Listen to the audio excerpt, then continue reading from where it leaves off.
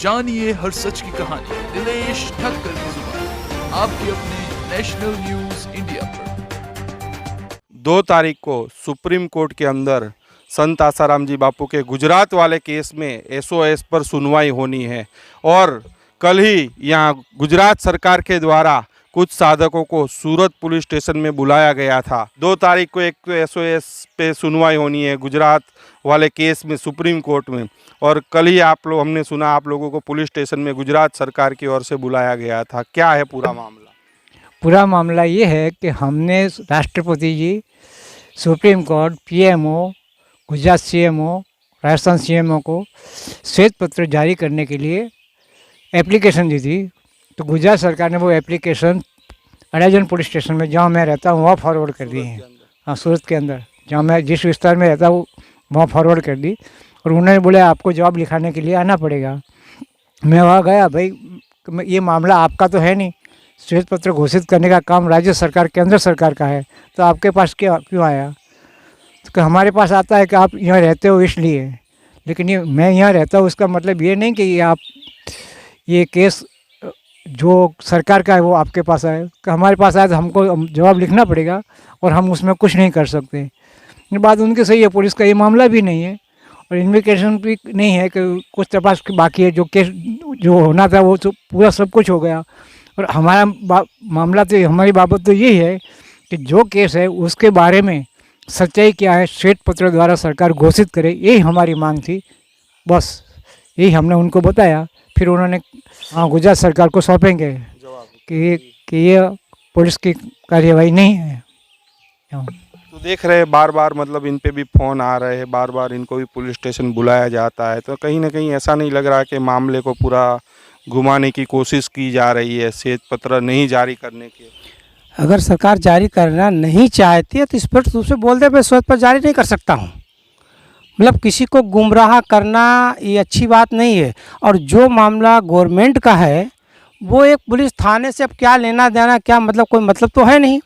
तो उनको चाहिए है कि जो क्लियर बात, जो अब जो घटनाएं हैं, जो अदालत में केस हुए हैं, लड़की के एक खरोच भी नहीं है, उसका एफआईआर में भी कहीं कुछ नहीं है। जब कहीं कोई मैटर किसी प्रकार से आ ही नहीं रहा है तो आखिर ये सरकार चाहती क्या है? क्यों बेवजह एक निर्दोष संत को सता रही है और क्यों फंसा रही, इसके पीछे रहस्य क्या है? यह हमारी आम जनता, हमारे साधक भाई सब जानना चाहते हैं। सरकार से यही मेरा निवेदन, अगर वो नहीं करना चाहते तो ये भी खुल के बोलें कि मैं श्वेत पत्र जारी नहीं कर सकता हूँ। इससे स्पष्ट हो जाएगा, दूध को दूध पानी पानी हो जाएगा कि कौन नंगा है और कौन कपड़े पहने हुआ है। अगर जिस केस में कहीं पर कोई एविडेंस नहीं है उसके बावजूद भी उनको सज़ा सुनाई जाती है, उनको बेल नहीं दी जाती, कुछ नहीं किया जाता, आखिर इस पीछे पर्दा, रहस्य का पर्दा कौन है? ये दूध का दूध पानी पानी स्पष्ट इसी प्रमाण से हो रहा है कि तुम किसी बात की सुनना नहीं चाहते हो। क्यों? तुमने कब किया है तुम उसको सत्य मानते हो। इसके मतलब सारी जनता जो है वो झूठ है, बेईमान है, सारी देश की जनता जो है वो भ्रष्ट है। सरकार ही एक दूध की धोई हुई बैठी हुई है, जो करे वो सही है, बाकी जनता जो मांगे वो सब गलत है। तो अब कैसे बापू बाहर आएंगे? मतलब अभी 2 तारीख को बहुत ही महत्वपूर्ण सुप्रीम कोर्ट में एसओएस लगी है अहमदाबाद वाले केस में, तो बापू कैसे बाहर आएंगे? अब वो आएंगे, बाहर आएंगे। हमने 2024 फरवरी से एक मंत्र है, ये आप स्पष्ट रूप से देखिए, जो नरसिंह मंत्र है, जिस मंत्र के द्वारा हमारे जगतगुरु शंकराचार्य को उनके शिष्यों ने छुड़ा के लाके वापस किया था, इसी मंत्र के माध्यम से हम सारे साधक भाई अपने बापूजी को बाहर लाएंगे। क्योंकि हम तलवार तो चला नहीं सकते, भाला बम गोला चला नहीं सकते, मेरे पास बापू ने जो दिया मैं उसी का प्रयोग करता हूँ।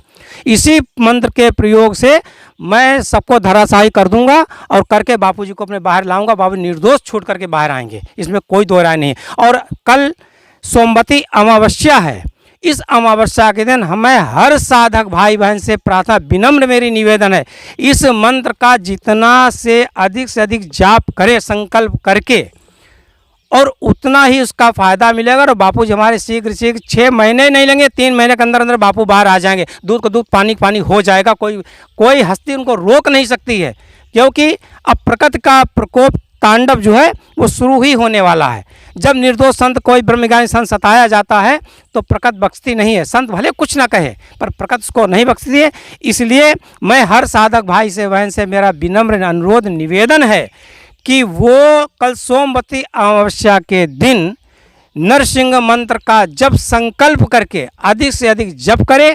इसके साथ साथ में बापूजी के उत्तम स्वास्थ्य के लिए धर्मराज मंत्र का जप करे, अपने गुरु मंत्र का जप करे, जिससे जो है बापूजी स्वस्थ बने रहें और हम भक्तों के बीच में शीघ्र आएँ और हमको दर्शन लाभ उनको मिले। तो केवल सोमवती अमावस्या के दिन ही करना है कि फिर ये मंत्र रोज भी कर सकते हैं? बाकी प्रतिदिन एक माला प्रतिदिन करें और जिस दिन विशेष जो तिथियां होती हैं जब ध्यान की, उस दिन इस मंत्र का जप अधिक करें। उनके परिवार की सुरक्षा होगी और हमारे समाज की सुरक्षा होगी और बापूजी तो हमारे बाहर आएंगे ही आएंगे। जो भी सनातन धर्म से जुड़े हुए लोग हैं, धर्म को मानने वाले हैं, सनातन धर्म की संस्कृति की रक्षा करने वाले हैं, उन सभी की रक्षा होगी और जो आसुरी शक्तियां हैं उनका सबका विनाश होगा, निश्चित है ये। तो कल सोमवती अमावस्या भी है और 2 तारीख को मतलब 2 जनवरी को एक महत्वपूर्ण मतलब केस लगा हुआ है सुप्रीम कोर्ट में। संत आसाराम जी बापू की SOS लगी हुई है गुजरात वाले केस में। तो इनका यही कहना है कि कल सोमवती अमावस्या है, तो सोमवती अमावस्या पर इन मंत्रों का जाप अवश्य करें कि संत आसाराम जी बापू की शीघ्र रिहाई और उनका उत्तम स्वास्थ्य रहे। उसके लिए मंत्र का अधिक से अधिक जप आप लोग कल सोमवती अमावस्या, कल पूरे दिन सोमवती अमावस्या रहेगी, पूरा दिन जप ध्यान शुभ संकल्प और प्रार्थना अवश्य करें। जानिए हर सच की कहानी दिनेश ठक्कर की जुबान, आपके अपने नेशनल न्यूज इंडिया पर।